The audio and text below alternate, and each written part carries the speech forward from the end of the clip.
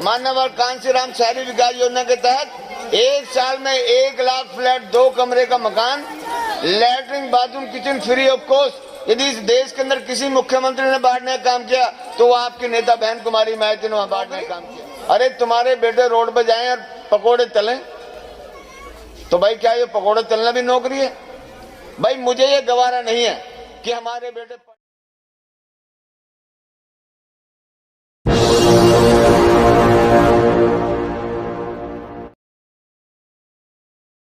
आपका निगम का चुनाव दिल्ली में आने वाला है और आजादी के 75 साल से ज्यादा बीत चुके हैं। 75 साल की आजादी में आप लोगों को इस देश के अंदर ऐसा बना दिया है कि हम मांगने वाले बने हैं और मांगने वालों का कभी इस देश में, मैं आपसे ही पूछना चाहता हूं, क्या मांगने वालों का सम्मान होता है या देने वालों का सम्मान होता है? और इस देश के अंदर हम लोग मांगने वाला बना दिया है। और अभी हमारे साथी नारा लगा रहे थे कि इस देश के अंदर बाबा साहब डॉक्टर भीमराव अंबेडकर ने हम लोगों से, जब ये देश आजाद नहीं हुआ था तो यहाँ पर हम लोग जानवर जैसी जिंदगी व्यतीत करने का काम करते थे।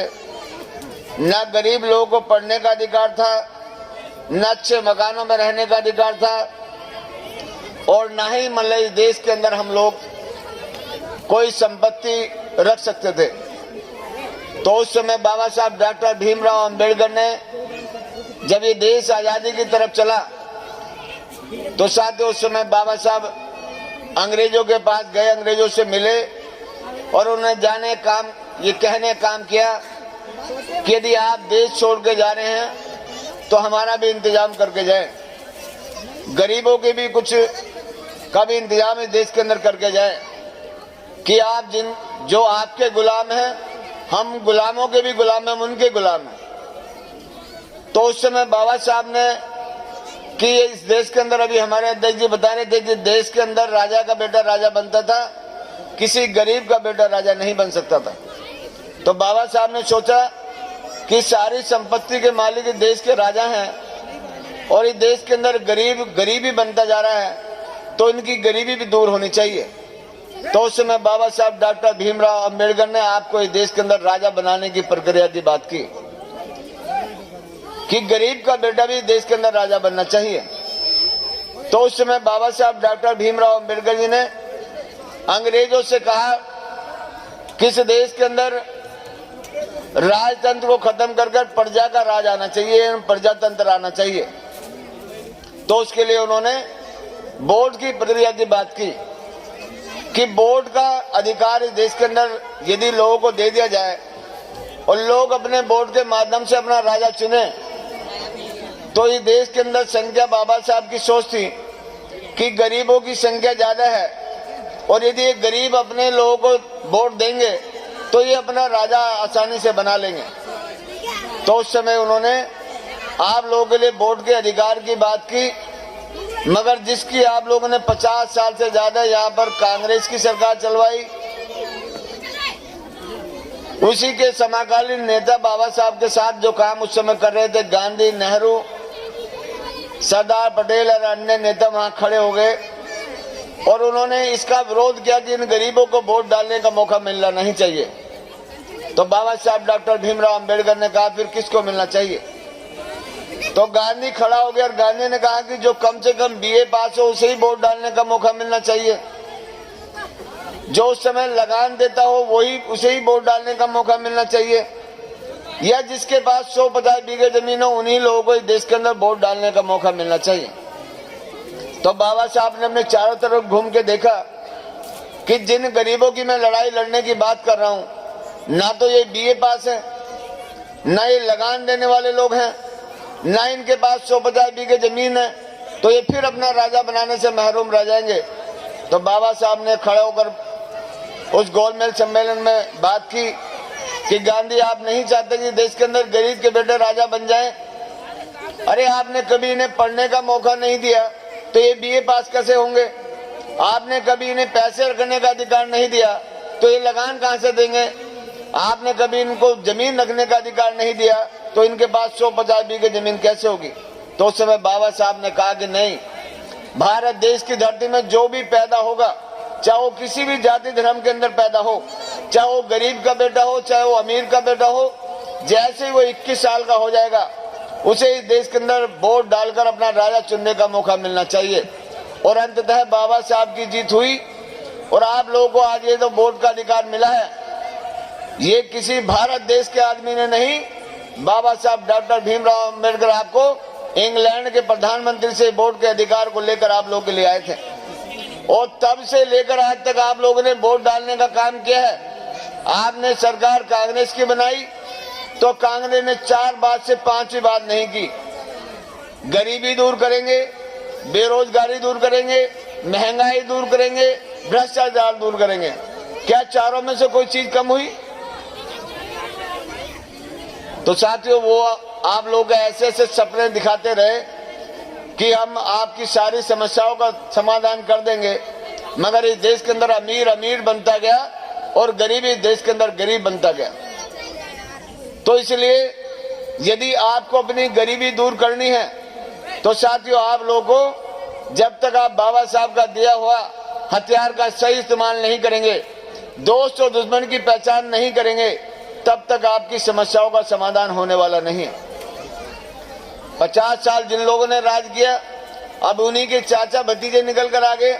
उन्होंने कहा भाई हम इससे बढ़िया झूठ बोल देते हैं। यदि झूठ बोलने से राजपाट मिल जाता है तो भाई हम इससे भी बढ़िया झूठ बोल देते हैं। तो साथ ही उन्हीं के निकले उनके चाचा भतीजे आ गए। उन्होंने कहा गरीबों चिंता मत करना, हम तुम्हारी गरीबी तो 100 दिन में ही दूर कर देंगे। ये कांग्रेस ने जितना काला धन इकट्ठा किया है हम 100 दिन में ले आएंगे और हर गरीब के अकाउंट में 15 से 20 लाख रुपए उसके अकाउंट में भेज देंगे। तो साथियों, हमारे लोगों ने सोचा कि यदि बिना कमाए हमें 15-20 लाख रुपए मिल रहे हैं तो इससे बड़ी आदमी कहाँ है। तो हमारे लोगों ने तो वैसे हम मास्टर हैं, हमारे यहाँ किसी के यहाँ 10 बच्चे हैं, किसी के 8 है, किसी के 6 हैं। तो उन्होंने सोचा यदि यदि 20-20 लाख रुपए मिल गए और 5 बच्चे हुए तो 1 करोड़ रुपए मिल गया। तो साथियों, गरीबी दूर फिर करने की क्या जरूरत है। तो साथियों, उन्होंने इसका वोट देने का काम कर दिया। उन्होंने कहा भाइयों चिंता मत करना, मैं 1 साल में 2 करोड़ नौकरी आपके बेटे को देने का काम करेंगे। तो साथियों, हमारे लोगों ने कहा भाई रोजगार भी मिल जाएगा, ये पैसा भी फ्री में मिल जाएगा, तो इससे बढ़िया आदमी कोई नहीं हो सकता। और एक बाबा तो हरामी सुबह ही 5 बजे 4 बजे उठता था, कभी पेट हिलाता था, कभी टांग नीचे करता था, कभी सर ऊपर करता था और साथियों बोलता था कि भाई ये 100 दिन के अंदर ये पैसा एक बार आप सरकार बनवा दो तो सबकी गरीबी आपकी दूर हो जाएगी। आपकी गरीबी पता नहीं दूर हुई हो ना हुई हो, मगर उस बाबा की गरीबी जरूर दूर होगी। वो आदमी जो 1.5 आंख का आदमी है, जिससे अपनी आंख नहीं सीधी हुई, वो आप लोगों की जिंदगी सीधी करने की बात करता था। वो आदमी आज इस देश के अंदर 100 उद्योगपति 10वां नंबर उसका आ गया है। क्या आपके अकाउंट में किसी के कोई चवन्नी आई? ना आई है, ना आएगी। आपके बेटों को रोजगार मिला? नहीं मिला। जब सरकार चली तो साथियों 5 साल के बाद लोगों ने पूछा कि चलो भाई वो हमारा पैसा कहाँ है, 20 लाख या 15 लाख रुपए आप देने की बात कर रहे थे। तो साथियों देश के जो गृह मंत्री है उन्होंने कहा भाई ये तो हमारा जुमला था, ये तो हमने मजाक किया था। यानी हमारे लोगों ने मजाक में उनकी सरकार बना दी। तो साथियों नौकरी भी आपकी नहीं मिली। तो बोले उन्होंने कहा चलो भाई पैसा नहीं मिल रहा तो 2 करोड़ नौकरी के वादा किया तो 2 करोड़ नौकरी दे दो। तो उन्होंने कहा भाई नौकरी, अरे तुम्हारे बेटे रोड पे जाएं और पकोड़े तलें, तो भाई क्या ये पकोड़े तलना भी नौकरी है? भाई मुझे ये गवारा नहीं है कि हमारे बेटे पढ़ लिख कर डॉक्टर इंजीनियर बनकर वो पकोड़े तलें। आपको गवारा हो तो बताएं, ना हमारी नेता को गवारा है ना मुझे गवारा है। अरे तुम्हारे बेटे प्रधानमंत्री मुख्यमंत्री बने और हमारे बेटे रोड पे जाके पकोड़े तलें, क्या ये आपको मंजूर है? तो साथियों ऐसी इनकी हरकत है। तो एक आदमी और निकल आया, तो उसने कहा भाई मैंने तो झूठ बोलने में पीएचडी कर रखी है, इन्होंने कम झूठ बोला, मैं और बढ़िया झूठ बोल देता हूं। तो उसने कहा भाई मैं तो बिल्कुल गरीबों का आदमी हूं, मैं तो तुम्हारे जैसा हूं, तुम मुझे एक बार मौका दे दो, मैं तुम्हारी सारी समस्याओं का समाधान कर दूंगा। और मैं ना तो लाल बत्ती की गाड़ी लूंगा, ना मैं बंगला लूंगा, और मैं बिल्कुल गरीबों की बात करूंगा। तो साथियों, आज वो लाल बत्ती की गाड़ी में मैं उसका खामोखा आदमी का नाम भी लेना नहीं पसंद करता हूं। आज वो ये ना बंगला में भी रहता है, लाल बत्ती की गाड़ी में भी घूमता है। पहले वो मफलर बांध के जैसे आजकल हमारे लोग ये घूम रहे हैं और खांसता नजर आता था, आपने इतना बढ़िया उसका इलाज कर दिया कि आपकी बीमारी तो वहीं की वहीं खड़ी है, मगर वो आजकल खांसना उसने बंद कर दिया है। अब मैं सोचता हूं कि आप लोग समझ गए होंगे भाई किसकी खांसी आपने दूर की है। मगर आप लोगों को उसने ऐसा मूर्ख बनाया कि भाई मैं पानी फ्री दे दूंगा, बिजली हाफ दे दूंगा। और साथियों, मतलब ना आप एक भी आदमी को पूरी दिल्ली में बताएं कि किसी के बेटे की उसने एक भी नौकरी लगवाने का काम किया हो तो बताएं। तो साथियों, ये हमारी बिजली और पानी से हमारा गुजारा नहीं होना चाहिए। इसीलिए हम लोगों ने इस बार दिल्ली के अंदर नारा निकाला है कि फ्री नहीं, रोजगार चाहिए, सत्ता और सम्मान चाहिए। क्योंकि आपकी मतलब इस फ्री के चक्कर में जो गरीबों का राजा बनने का रास्ता था वो साथियों उन्होंने छीन लिया आपसे। और बहुजन समाज पार्टी देश के अंदर गरीबों की सरकार चलाती है, गरीबों की बात करती है। जब उत्तर प्रदेश में हम लोगों ने गरीबों की सरकार चलाई तो आप उत्तर प्रदेश में जाकर देखें कि जब आपकी सरकार उत्तर प्रदेश में बनी तो हमारी नेता ने सबसे पहले घोषणा की कि 14 साल तक के प्रत्येक बच्चे को फ्री ऑफ कॉस्ट शिक्षा दी जाएगी। जो भी पैसा वो खर्च होगा वो मुख्यमंत्री कोष से देने का काम किया जाएगा, यानी राइट टू एजुकेशन, आपके बच्चों को फ्री शिक्षा दी जाएगी। ये हमारी नेता ने पहली घोषणा कर दी। फिर उन्होंने वहां पर जो लोग पढ़ने के लिए तैयार थे उन्हें पढ़ने का इंतजाम करा दिया। जो पढ़े लिखे लोग थे उनको लाखों लोगों को नौकरी देने का काम किया। एक दिन के अंदर 1,08,000 वाल्मीकि समाज के बेटों को किसी ने देश के अंदर नौकरी दी है तो आपकी नेता बहन कुमारी मायावती ने देने का काम किया। एक दिन के अंदर 1,08,848 वाल्मीकि समाज के बेटों को एक दिन में नौकरी लगा दी। लाखों मास्टरों की भर्ती की, लाखों पुलिस की भर्ती की और सारा बैकलॉग उत्तर प्रदेश के अंदर भरने का काम किया। इसे कहते हैं सरकार। जो पढ़े लिखे लोग थे उनकी नौकरी लगा दी और जो कम पढ़े लिखे लोग थे तो हमारी नेता का एक नारा था कि जो जमीन सरकारी है वो जमीन हमारी है। ये जितनी भी खाली जमीन देश के अंदर पड़ी है ये किसके अंडर में आती है? ये सरकार के अंडर में आती है। सरकार चाहे तो किसी को मंदिर बनाने के लिए दे देती है, सरकार चाहे तो किसी को पेट्रोल खोलने के लिए दे देती है, सरकार चाहे तो किसी को स्कूल के लिए दे देती है, सरकार जिसको जैसे चाहे, किसी को गौशाला खोलने के लिए, किसी को कुछ जैसे चाहे वैसे दान कर सकती है। मगर हमारी नेता ने कहा कि नहीं, हम लोग उत्तर प्रदेश के गरीब लोगों को जमीन बांटने का काम करेंगे। तो आप जाकर पता करें, कम से कम 20 लाख से ज्यादा लोगों के लिए बहन कुमारी मायावती जी ने 6-6 बीघे की जमीन का पट्टा उत्तर प्रदेश के गरीबों को देने का काम किया। तो साथियों, इसे कहते हैं गरीबों की सरकार। उसके बाद भी हमारी नेता को चैन नहीं आया। आप जाकर पता करें, आपको तो ये 12 गज का दे रखा है। 12 गज का है ना, पहले 22 गज का मिलता था, फिर 18 गज का हुआ, अब 12 गज का हो गया। एक भैंस भी खड़ी कर लो तो वो भी नहीं घूम सकती इसके अंदर, मगर हमारे जिंदा लोग रहते हैं इसके अंदर। दिल्ली के अंदर 35 लाख लोग झुग्गी झोपड़ी में रहते हैं, कोई नाले किनारे, कोई झोपड़ी किनारे, कोई यहाँ पर तालाब के किनारे, कोई रेलवे पटरी किनारे। और साथियों, यदि उनको हटाने का काम किया तो साथियों कहीं 12 गज, कहीं 18 गज और कहीं साथियों 22 गज का प्लॉट देने का काम किया। मगर आपके नेता ने उत्तर प्रदेश के अंदर जाकर पता करें कि जब आप लोगों को 6-6 बीघे जमीन दे दी तो हमारी नेता ने डीएम को गांव-गांव भेजा और जाके कहा कि देखो, जाके अब लिस्ट बनाओ कि कौन से ऐसे गरीब लोग हैं जिनके पास रहने के लिए मकान नहीं है।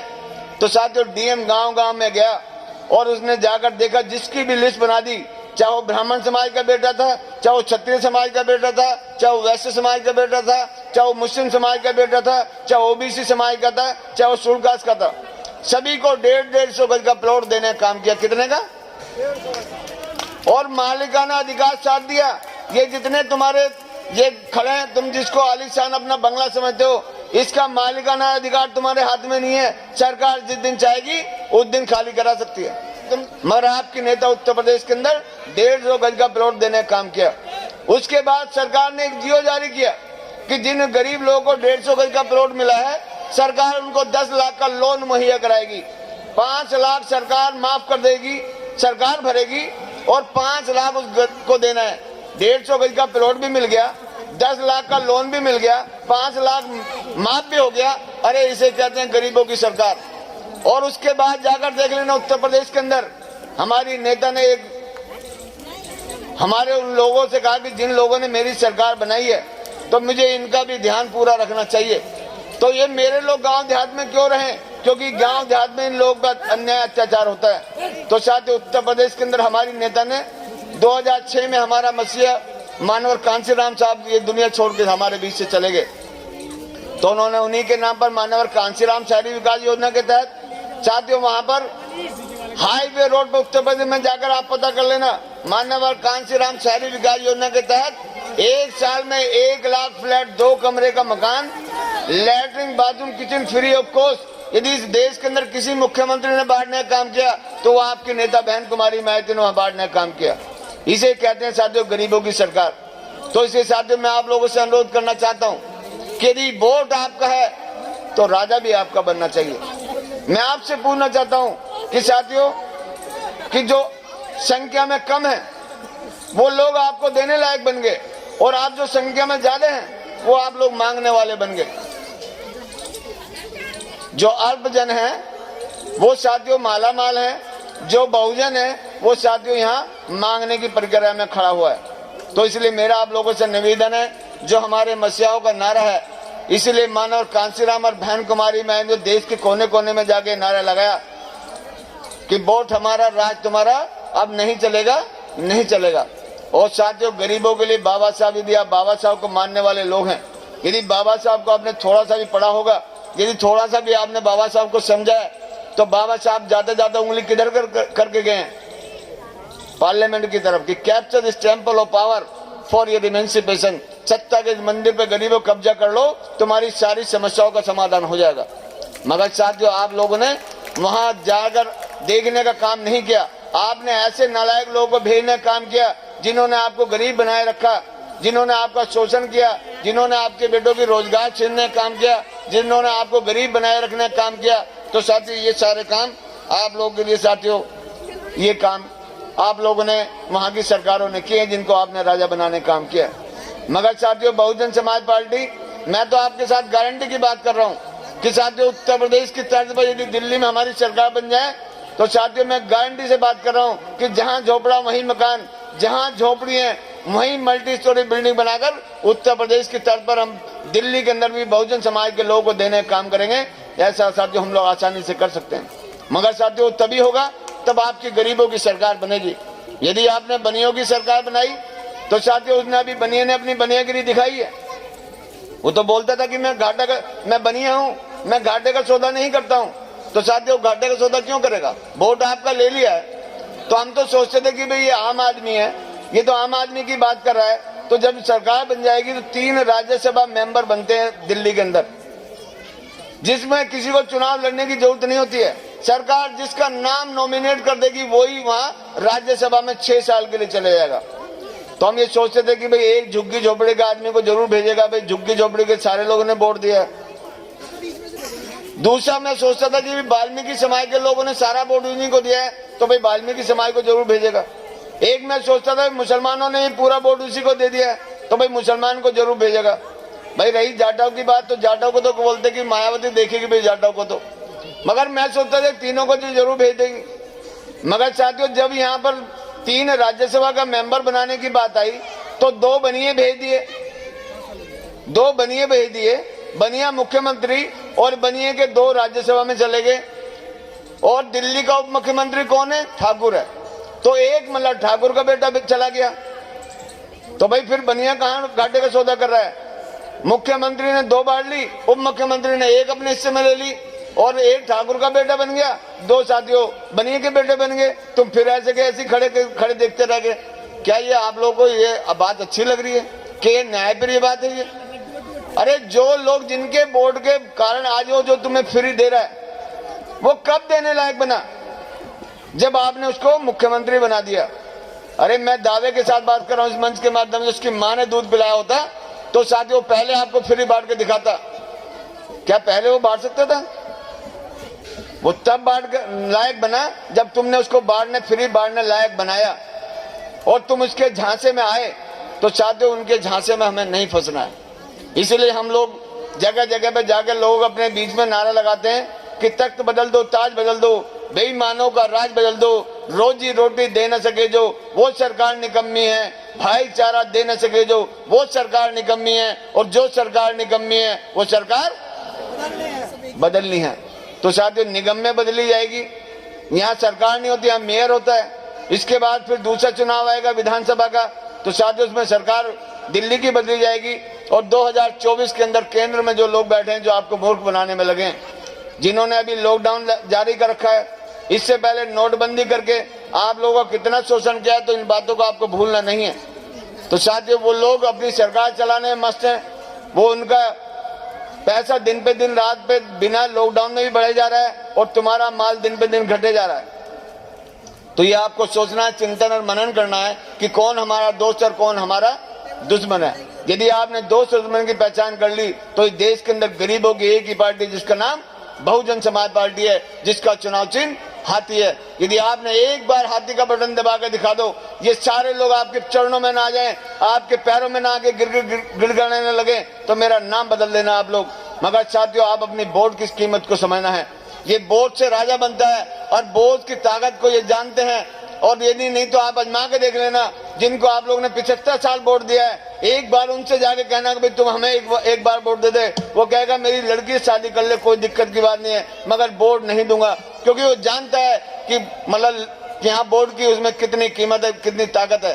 क्योंकि वोट से राजा बनता है, उन्हें राजा बनना है, शादी तो कोई भी किसी से कर ले, कोई दिक्कत की बात नहीं है। तो इसलिए साथियों आप लोगों को अपनी इस कीमती वोट का ध्यान रखना है। तो मैं आपसे उम्मीद करना चाहता हूँ कि ये आने वाला चुनाव है और अभी ये इतने गणितबाज हैं, इतने मतलब ये लोग समझदार हैं कि अपनी समझदारी गरीबों के लिए ऐसी दिखाते हैं कि जिसकी कोई सोच नहीं है। अभी पहले जो चुनाव है दिल्ली का निगम का, वो अप्रैल के 3rd वीक में होना था, यानी पिछली बार 23 अप्रैल को चुनाव हुआ था और शायद 27 अप्रैल को मतलब उसका रिजल्ट आया था। मगर इस बार इन्होंने, क्योंकि यूपी में चुनाव हो रहा है, तो अभी अखबार ने कल ही से अटकल लगानी शुरू कर दी है कि 5 या 7 तारीख में चुनाव हो सकता है और यूपी और जो 5 राज्यों के साथ ही उसका रिजल्ट आएगा। क्योंकि वो जानते हैं कि यहाँ दिल्ली के अंदर यूपी के लोग रहते हैं, पंजाब के लोग रहते हैं। यदि ये वो लोग वहां जाकर भी वोट डालेंगे, वहां जाकर उनको सपोर्ट करेंगे, तो साथियों वहां गरीबों की सरकार बन जाएगी। इसीलिए इन्होंने इधर उलझाने का काम किया है कि दिल्ली के लोग इधर चुनाव में उलझ जाएंगे और यूपी के अंदर लोग कमजोर होंगे। तो साथियों इन्होंने पूरा ये इंतजाम करने का काम किया है। मगर साथियों आपके जो भी नाते रिश्तेदार उत्तर प्रदेश के अंदर हैं, यदि आप ना भी जा पाए तो आपको यहीं से फोन पर बात करनी है, उन्हें बताने का काम करना है कि इस बार चुनाव चिन्ह हाथी की मतलब वहां पर सरकार बनने जा रही है। और मैं गारंटी के साथ बात कर रहा हूँ इस मंच के माध्यम से, इस बार उत्तर प्रदेश में सरकार बनेगी तो साथियों बहुजन समाज पार्टी की बनेगी। 5वीं बार बहन जी उत्तर प्रदेश के अंदर मुख्यमंत्री बनने जा रही हैं और उसके बाद देश की तकदीर बदलेगी, इन गरीबों की तकदीर बदलेगी। तो ऐसी उम्मीद करते हुए कि जब यहाँ आपका चुनाव आएगा तो यहाँ 3 मेयर दिल्ली के अंदर हैं। तो साथियों यहाँ पर जो आपका क्षेत्र है इसमें 104 सीट है, 104 सीट है। तो यदि उसका आधा कर लिया जाए तो साथियों 52 सीट बैठती हैं। जिसकी 53 होंगी उसका मेयर बनेगा। दो मेयर जो हैं वो 104 सीट के हैं। जमुना पार में 64 मतलब सीट हैं, तो वहां पर जिसके 33 होगा उसका साथियों मेयर बनेगा। मैं साथियों तीनों मेयर की बात कर रहा हूँ ना। यहाँ तो यहाँ में हम किसी की 53 बनने देंगे, ना वहाँ 33 बनने देंगे। साथियों इस तरह के हालात पैदा करेंगे, या तो मेयर हमारा बनेगा और यदि हमारा नहीं बनेगा तो हमारी मर्जी के बिना भी दिल्ली में अब तीनों में से कोई भी मेयर बनने नहीं देंगे। और वो आज आप लोगों ने इस ठंड में बैठ के इस बात को साबित करने का काम किया है कि अब गरीब का बेटा उठ के खड़ा हो गया। वो जान गया इनकी चालों को। इन लोगों ने जो मूर्ख हमें 75 साल बनाया, अब हम इनके झांसे में आने वाले नहीं है। ये जितने भी हमारे बेरोजगार, कौन सा ऐसा घर है जिसमें 2-2, 4-4 लोग बेरोजगार ना हो? कौन से ऐसे घर हैं जिनमें गरीबी की, महंगाई की मार ना पड़ती हो? अरे आप देखो कहाँ मतलब ना, आज पेट्रोल की क्या कीमत है? आज पेट्रोल 100 के पार है। गैस का सिलेंडर 900 रुपए के 1000 के लगभग पहुंच गया है। तो साथियों गरीबी दिन पे दिन बढ़ती जा रही है। और अमीर मौज मस्ती करता है, जिसके पास एक कार थी 10 कार होगी, जिसके पास एक फैक्ट्री थी साथियों 20 फैक्ट्री बना ली। और तुम्हारे पास यहाँ पर यदि 12 गज का मिला तो हमारे बाप को मिला होगा, उसके 4 बच्चे पैदा हो गए तो 12 गज में हिस्सा बांटेगा तो तुम्हारे हिस्से में क्या आएगा भाई? तुम अपनी औलाद को क्या देके जाओगे? तो ये आपको चिंतन करना है। ये चाहे तुम इसमें टायर लगा दो, चाहे इसमें 3-3.5 मंजिल से ज्यादा बना नहीं सकते। और सरकार जिस दिन चाहेगी मतलब ना जितना बढ़िया तुम्हारा ये दौलत खाना है उससे बड़ा तो उसका घुसल खाना है। तो इसलिए साथियों ऐसे नालायक लोगों को जिन्होंने आपको मांगने के लिए मजबूर कर दिया, जो लोग आपको गरीबी आपकी दूर नहीं करी, महंगाई देश की दूर नहीं करी, भ्रष्टाचार, मैं कह रहा हूं जो लोग पहले भ्रष्टाचार के नाम पर ही आए हैं, जो एक खामोखा पार्टी आई है, मैं सोचता हूं पहले पुलिस वाला 100 रुपए लेता था, आज 500 रुपए ले रहा है। आज भ्रष्टाचार दिन पे दिन बढ़ा है, कम नहीं हुआ है, और ज्यादा बढ़ गया। तो साथियों ऐसे नालायक लोगों से हमें बच के रहना है। तो ये मैं उम्मीद करना चाहता हूं कि साथियों इस देश के अंदर यदि मोदी देश का प्रधानमंत्री किससे डरता है तो आपकी नेता बहन कुमारी मायावती से डरता है, क्योंकि उन्होंने जितने भी आप इस देश के अंदर गरीब नेता थे उनको सबको खरीदने का काम किया है, मगर आपकी नेता वहीं अड़ी गए, वो गरीबों की लड़ाई लड़ती नजर आती है। उन्होंने कहा कि मैं 4 बार मुख्यमंत्री बनी हूं, जब भी मुख्यमंत्री बनी हूं तो मैंने गरीबों को जीवन को सुधारने का काम किया है, उनके बच्चों को रोजगार देने का काम किया है, उनके लिए जमीन और मकान देने का काम किया है। तो साथियों मैं इनके साथ हार मानने वाली नहीं हूं, मैं कभी इनके सामने घुटने टेकने वाली नहीं हूं।